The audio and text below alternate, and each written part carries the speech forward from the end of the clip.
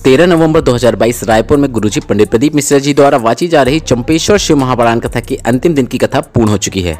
14 नवंबर सोमवार को किए जाने वाले 4 महाउपाय जो धन प्राप्ति, रोग मुक्ति, मनोकामना पूर्ति के लिए किए जाते हैं, आपको इस वीडियो में हम करके दिखाएंगे, जो कि वीडियो के आखिरी में रहेंगे। सभी उपाय गुरुजी पंडित प्रदीप मिश्रा जी द्वारा बताए गए हैं और हमने उन उपायों को वीडियो में करके दिखाया है। और आज की कथा में गुरुजी पंडित प्रदीप मिश्रा जी द्वारा बताए गए 19 उपाय, पत्र और उपयोगी जानकारी, सभी जानकारी आपको इस छोटे से वीडियो के माध्यम से हम दे देंगे। अगर आपने आज की कथा नहीं सुनी है तो पूरी कथा का रास्ता तो आपको इस छोटे से वीडियो से प्राप्त हो जाएगा। बढ़ते हैं पहली जानकारी की ओर। गुरुजी ने कहा, हर गांव, शहर, कॉलोनी, नगर में ये 3 होते ही हैं। ऐसा कोई भी नगर, गांव या शहर नहीं होता है जहां पे ये 3 नहीं होते हैं। पहला, सत्पुरुष। दूसरा, पतिव्रता नारी। तीसरा, भगवान का भक्त। पूरे गांव में सिर्फ एक सत्पुरुष हो या फिर एक पत्नीव्रता नारी हो और सिर्फ एक भगवान का भक्त हो तो बस ऐसे गांव, कॉलोनी, शहर, नगर का कभी भी विनाश नहीं हो सकता है। वह क्षेत्र हमेशा फलता फूलता रहता है। बढ़ते हैं आज की कथा की दूसरी जानकारी की ओर।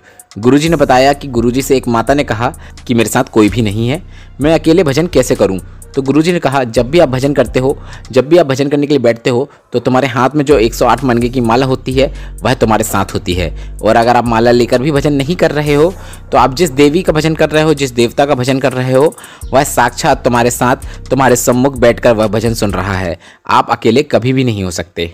बढ़ते हैं आज की कथा की तीसरी जानकारी की ओर। गुरुजी ने कहा, जब कर्म और मेहनत में आप आगे रहोगे, निरंतर मेहनत करते रहोगे तो यह निश्चितता है कि तुम अपनी मंजिल तक जरूर पहुंचोगे। बढ़ते हैं आज की कथा की चौथी जानकारी की ओर। गुरुजी ने बताया, सुख और आनंद में क्या अंतर होता है? सुख केवल तुम्हारा परिवार भोगता है पर आनंद पूरा समाज भोगता है। यह गुरुजी ने बसंती जी की प्रशंसा करते हुए कहा है, जिन्होंने रायपुर का भव्य शिव महापुराण कथा का आयोजन किया और जिसमें उन्होंने लाखों लोगों को आमंत्रित किया। बढ़ते हैं आज की कथा की 5वीं जानकारी की ओर। विजेता जी नागपुर से पत्र लेकर आई जिसमें उन्होंने लिखा कि मैं भोलेनाथ का क्या बखान करूं। मेरे पति की तबीयत अचानक खराब हो गई थी, आईसीयू में भर्ती कराया गया। बाद में डॉक्टरों ने बताया कि लीवर में बड़ी बीमारी हो गई है, जिसके कारण उनका लीवर 70% खराब हो चुका है, जिसमें ऑपरेशन करना पड़ेगा और लगभग 30 लाख का खर्चा आएगा। इसके बाद उन्होंने बताया कि वे अपने पति को लेकर अपनी मम्मी के यहाँ चली गईं। फिर मुझे मेरी मम्मी ने आपकी शिव महापुराण कथा के बारे में बताया और साथ में मुझे पशुपतिनाथ के बारे में भी पता चला और मैंने पशुपतिनाथ व्रत संकल्प लेकर किया और साथ में मैंने एक बेलपत्र, एक कलश जल वाला उपाय भी निरंतर किया, लगातार किया। 3 सोमवार व्रत करने के बाद ही फिर से जांच कराई तो रिपोर्ट में आया कि अब उनका लीवर सिर्फ 40% खराब है, मतलब उनका लीवर ठीक होना शुरू हो गया है और पशुपतिनाथ व्रत पूर्ण होते होते वे लगभग ठीक हो गए हैं और मैं और मेरे पति आभार व्यक्त करने कथा पंडाल में आए हैं। बढ़ते हैं आज की कथा की 6वीं जानकारी की ओर। गुरुजी ने आज के युवान बेटा बेटियों से कहा है, खूब मेहनत करो, परिश्रम करो, नौकरी करो, परिवार संभालो, सब चीजें संभालो, पर एक चीज का हमेशा ध्यान रखो, जो तुम्हारा मन करता है वह जरूर खाओ, अपनी मर्जी से मदमस्त होकर जियो, अपने शौक जरूर पूरे करो। बढ़ते हैं आज की कथा की 7वीं जानकारी की ओर। 24,000 श्लोक की शिव महापुराण कथा है और गीता प्रेस की शिव पुराण लेकर आप आओ और उसमें कहीं पर भी ये नहीं लिखा है कि भोलेनाथ नशा करते हैं या फिर उन्हें नशा करना पसंद है। किसी भी पुराण, भागवत, शिव पुराण, रामायण, कहीं पर भी नहीं लिखा है कि शिव शंकर को भांग पसंद है या फिर उन्हें नशा पसंद है। इसके बाद गुरुजी ने बताया, ये तो नशा करने वालों ने भ्रम फैला के रखा है कि भोलेनाथ को नशा पसंद है और भोलेनाथ नशा करते हैं। बढ़ते हैं आज की कथा की 8वीं जानकारी की ओर। गुरुजी ने सभी लोगों से, सभी युवाओं से कहा, भांग, गांजा और मदिरा का नशा नहीं करना है। अगर आपको नशा ही करना है तो भगवान की भक्ति का नशा करो। ये कथा पंडाल में देखो कितने लोग आए हैं, सभी भगवान की भक्ति का नशा करके बैठे हैं। करना है तो ऐसा नशा करो। बढ़ते हैं आज की कथा की 9वीं जानकारी की ओर। संस्कार धानी जी जबलपुर से पत्र लेकर आई जिसमें उन्होंने लिखा, गुरुजी मैं 12 वर्षों से शुगर और बीपी एवं अन्य बीमारियों से पीड़ित हूँ। गुरुजी मैंने दिल्ली, इंदौर, नागपुर, जबलपुर सभी जगह इलाज करा लिया पर कभी भी अच्छी रिपोर्ट नहीं आती थी।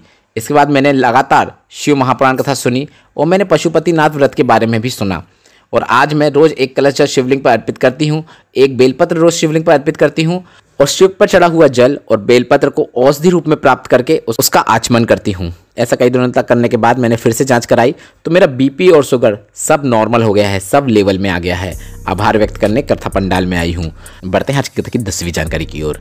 गुरुजी ने सभी से कहा कि हम एक बात पूछना चाहते हैं कि क्या आप 15 दिन में एक बार खाना खा सकते हो? नहीं ना, भले ही रोज़ थोड़ा थोड़ा खाओ, पर रोज़ खाना जरूरी होता है, जिससे शरीर चलता है, अर्थात भोजन बहुत जरूरी है। इसके बाद गुरुजी ने कहा, वैसे ही ऐसा ना सोचो कि मैंने 15 दिन तक या फिर 1 महीने तक लगातार शिवलिंग पर जल चढ़ा दिया तो मैं 1 महीना बंद कर दूं या मैं कुछ दिनों बाद जल चढ़ाऊं।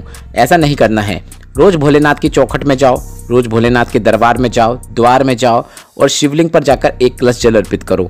ऐसा करोगे तो ये निश्चित है कि वह आज नहीं तो कल तुम्हारी जरूर सुनेगा। इसके बाद गुरुजी ने काफी अच्छी लाइन बोली जो इस प्रकार है, तेरे मंदिर में आना मेरा काम है, मेरी बिगड़ी बनाना तेरा काम है। बढ़ते हैं आज की कथा की 11वीं जानकारी की ओर। गुरुजी ने बताया, एक माता ने सीहोर में मैसेज किया। उन्होंने ये लिखा कि आपने ज़्यादा भीड़ होने के कारण ये कहा कि कथा में मत आओ, अंतिम दिन की कथा में कम लोग आओ, सब टीवी से ही कथा सुनो। तो हम जो 6 महीने से रुद्राक्ष वितरण का इंतजार कर रहे हैं उसका क्या। इसके बाद गुरुजी हाथ जोड़कर बोलते हैं कि मैं क्षमा चाहता हूं मेरी माताओं से, मेरी बहनों से कि व्यवस्था नहीं है, नहीं तो हम जरूर रुद्राक्ष वितरण शुरू कर देते। बढ़ते हैं आज की कथा की 12वीं जानकारी की ओर। गुरुजी ने बताया, शंकर भगवान पर दूध शंकर भगवान की तपन को कम करने के लिए अर्पित किया जाता है, चढ़ाया जाता है। और अगर आप भी शिवलिंग पर, शिव जी पर दूध अर्पित कर रहे हैं तो यह आपके ही परिवार की तपन को कम करता है। बढ़ते हैं आज की कथा की 13वीं जानकारी की ओर। गुरुजी ने कहा, कहीं भी शास्त्रों में नहीं लिखा है कि शंकर जी ने कहा हो कि मुझे 5 लीटर, 10 लीटर या 50 लीटर दूध चढ़ाओ तब मैं प्रसन्न होऊंगा। ऐसा कहीं पर भी नहीं लिखा है, ऐसा कहीं पर भी देखने को नहीं मिला। गुरुजी ने कहा, आप तो केवल 1 कलश में जल भरकर उसमें 4 बूंद भी दूध की डाल देंगे तो वह भी शिव स्वीकार करेंगे और आप पर जरूर कृपा करेंगे। बढ़ते हैं आज की कथा की 14वीं जानकारी की ओर। गुरुजी ने बताया, एक बेलपत्र अर्पित करो पर दिल से करो। और बेलपत्र अर्पित करते समय ये सोचना कि मैं एक बेलपत्र का पेड़ लगाऊंगी ताकि मैं मर भी गई तो मेरे मरने के बाद भी मेरे द्वारा लगाए गए बेलपत्र के वृक्ष से लोग बेलपत्र को मेरे शिव पर निरंतर चढ़ाते रहेंगे। बढ़ते हैं आज की 15वीं जानकारी की ओर। गुरुजी ने बताया, अगर आपको सपनों में सांप दिख रहा हो तो आपको एक पान या फिर एक पीपल का पत्ता, दोनों में से कोई एक पत्ता को ले सकते हैं। उसमें नागेश्वर महादेव का स्मरण करते हुए एक नाग की आकृति बना देना है। इसके बाद जया, विषहरा, शामली वाली, दौतली देव, शंकर भगवान की इन 5 बेटियों का नाम लेते हुए इसको बहते हुए पानी पर बहा देना है। ऐसा करने से आपको सपनों में सर्प दिखना बंद हो जाते हैं। बढ़ते हैं आज की कथा की 16वीं जानकारी की ओर। अब आपको हम वीडियो में वे उपाय बता रहे हैं जो गुरुजी पंडित प्रदीप मिश्रा जी ने बताए हैं और इन उपायों को आपको 14 नवंबर सोमवार या फिर किसी भी सोमवार को आप ये उपाय कर सकते हैं। आपको एक रुद्राक्ष को जल में डुबोकर निकाल लेना है और इस जल को शिवलिंग पर कुंदकेश्वर महादेव का नाम स्मरण करते हुए अर्पित कर देना है। इसके बाद जलाधारी से आ रहे जल को औषधि रूप में प्राप्त करके उस जल का आचमन करना है।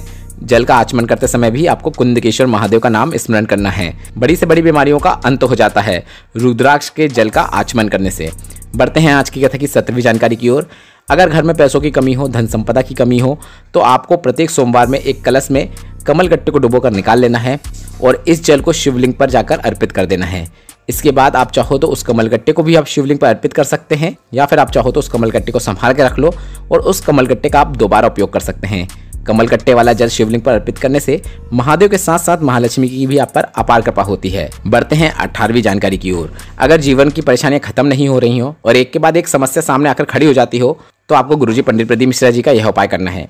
आपको कोई ऐसे मंदिर में जाकर जहां पर कोई नहीं जाता हो या फिर जहां पर कम लोग जाते हो वहां पर जाकर सफेद पुष्पों से भोलेनाथ का श्रृंगार करना है।